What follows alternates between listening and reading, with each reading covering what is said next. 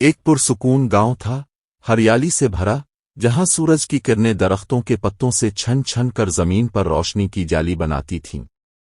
اس گاؤں کے بیچوں بیچ ایک درخت کھڑا تھا، مضبوط، پرانا، اور اتنا وسیع کہ اس کی شاخیں آسمان کو چھوتی دکھائی دیتی تھیں۔ اسی درخت کے نیچے ایک آدمی رہتا تھا، جس کا نام گووند تھا۔ گووند گاؤں کا محنتی بڑھئی تھا، سادہ دل، دیانتدار، مگر اس کی زندگی میں ایک عجیب موڑ آ چکا تھا۔ اس کی دو بیویاں تھیں، لیلا اور شیلا۔ دونوں خوبصورت، مگر ایک جیسی بالکل نہیں۔ لیلا نرم دل اور محبت کرنے والی عورت تھی۔ وہ صبح سویرے اٹھ کر گووند کے لیے کھانا بناتی، گھر سنبھالتی اور گاؤں کے بچوں کو سکھاتی تھی۔ شیلا اس کے برعکس تھی، چالاک، ضدی اور ہمیشہ لیلا سے حسد کرتی۔ اسے لگتا تھا کہ گووند لیلا سے زیادہ محبت کرتا ہے، اور یہی خیال اس کے دل میں زہر گھول رہا تھا۔ ایک دن گووند نے اپنی بیویوں سے کہا، ہماری زمین کم ہے، گھر تنگ ہے۔ میں سوچتا ہوں کہ ایک نیا گھر بناؤں، مگر زمین کہاں؟ لیلا نے نرمی سے کہا، اگر زمین نہیں تو درخت ہے نا، تم تو بڑئی ہو، درخت پر گھر بناؤ۔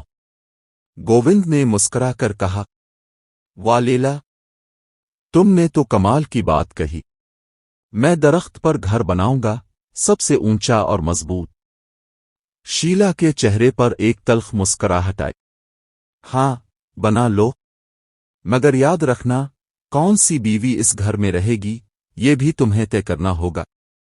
گووند نے دونوں کو راضی کیا کہ وہ درخت پر ایک خوبصورت جھونپڑی بنائے گا، جو دونوں کے لیے ہوگی۔ کئی دنوں کی محنت کے بعد جب گھر بن کر تیار ہوا تو گاؤں والے حیران رہ گئے۔ اتنا خوبصورت درخت گھر انہوں نے پہلے کبھی نہیں دیکھا تھا۔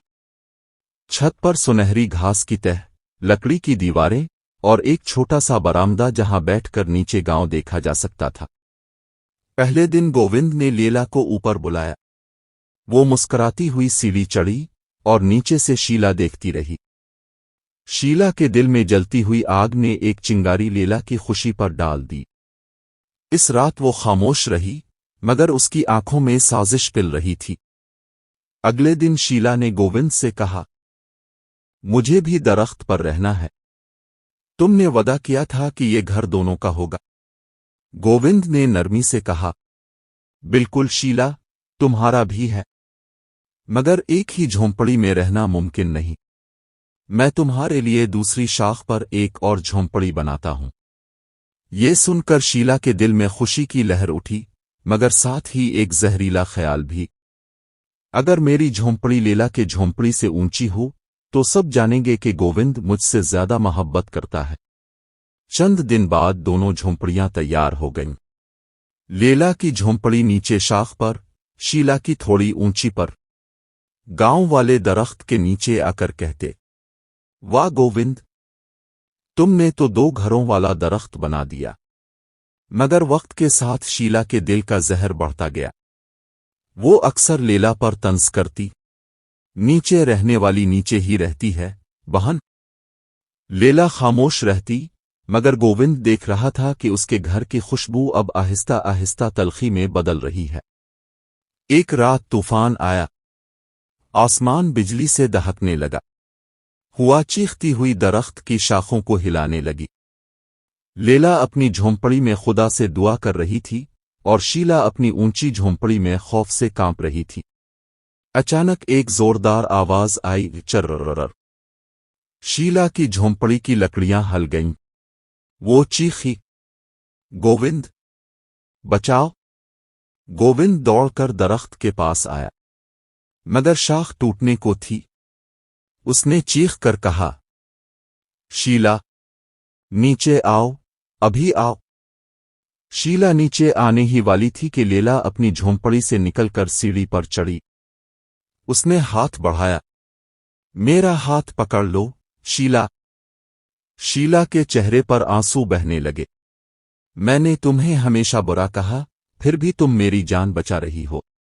لیلا نے کہا، یہی تو محبت ہے جو نفرت کو جلا کر روشنی بن جائے۔